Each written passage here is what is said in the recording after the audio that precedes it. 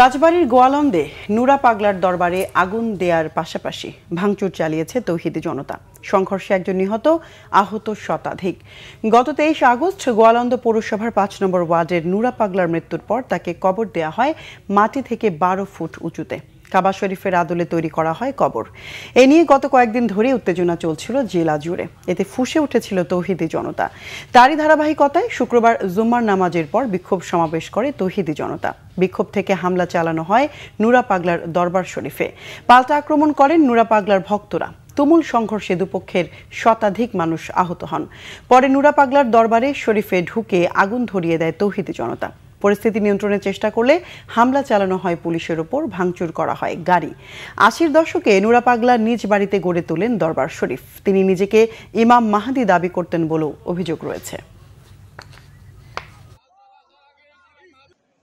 গোয়ালন্দ নুরাল পাগলের একটাই তো যেন না থাকে, সেটাই আমাদের দাবি।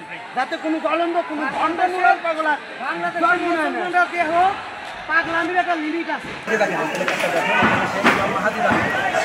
তো আমাদের এই যে সিনিয়র যারা আছেন গোয়ালন্দ জামাতের ভাই, মুফতি মির্জা সাহেব, আলম ভাই, আব্দুল সাহেব আছেন, এরা আছেন।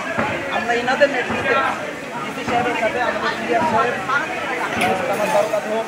বর্তমান পরিস্থিতি আপনারা দেখছেন যে আমাদের সম্পূর্ণ নিয়ন্ত্রণে আছে। এখানে তৌহিদি জনতার ব্যানারে ইমান ও আকিদা রক্ষা কমিটি তাদের একটি এখান থেকে প্রায় আধা কিলোমিটার দূরে একটি আনসার ক্লাব মাঠে শান্তিপূর্ণ সমাবেশের কথা ছিল।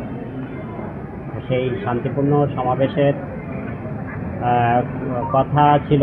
এবার হঠাৎ করে কিছু অংশ তারা হাতুড়ি, রড এবং শাবল, দেশীয় অস্ত্রশস্ত্র নিয়ে আমাদের ওখানে পাশে ডিউটিরত পুলিশের উপরে প্রথমে আক্রমণ করে, পুলিশের গাড়ি ভাঙচুর করে। আপনারা জানেন যে এখানে মহোদয়ও ছিলেন উপস্থিত, তারও গাড়ি ভাঙচুর করে।